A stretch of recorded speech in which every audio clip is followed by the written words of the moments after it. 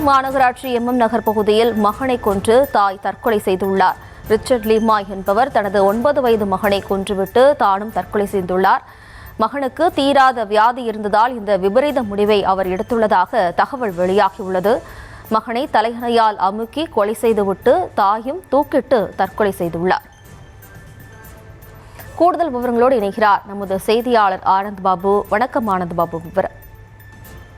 வணக்கம் ஜெயஸ்ரீ. ஒசூரில் 9 வயது மகனை கொலை செய்துவிட்டு தாய் தூக்கிட்டு தற்கொலை செய்து கொண்ட சம்பவம் அப்பகுதியில் அதிர்ச்சி ஏற்படுத்தியுள்ள நிலையில் உடல்களை கைப்பற்றி போலீசார் விசாரணை மேற்கொண்டு வருகிறார்கள். கிருஷ்ணகிரி மாவட்டம் ஒசூர் மாநகராட்சி நகர் பகுதியை சேர்ந்தவர் சக்திவேல் டிரான்ஸ்போர்ட் நடத்தி வருகிறார். இவரது மனைவி ரிச்சர்ட் லீமா. இவர்களுக்கு 9 வயதில் ஒரு மகனும் 17 வயதில் ஒரு மகளும் உள்ளனர்.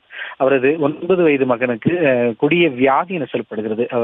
உடலில் பல்வேறு விதமான சரீரத்தில் பாதிப்பு ஏற்பட்டிருந்ததாக சொல்லப்படும் நிலையில் சமீப காலமாகவே ரிச்சர்ட் லீமா என்கிற அந்த 9 வயது மகனின் தாய் பாதிக்கப்பட்டிருப்பதாக சொல்லப்படுகிறது. மகனுக்கு உடல்நிலை சரியில்லை என அவர் மன அழுத்தத்தில் இருந்ததாகவும், இந்த நிலையில் நேற்று இரவு 9 வயது மகனை தலையணையால் மூச்சு திணறடித்து கொலை செய்துவிட்டு அவரும் வீட்டிலேயே சேலையில் தூக்கிட்டு தற்கொலை செய்து கொண்டிருக்கிறார். இன்று காலை அவரது உறவினர்கள் அளித்த தகவலின் பேரில் சம்பவத்திற்கு சென்ற சிப்காட் போலீசார் உயிரிழந்து கிடந்த தாய் மற்றும் மகன் இருவரின் சடலங்களை கைப்பற்றி விசாரணை மேற்கொண்டு வருகிறார்கள்.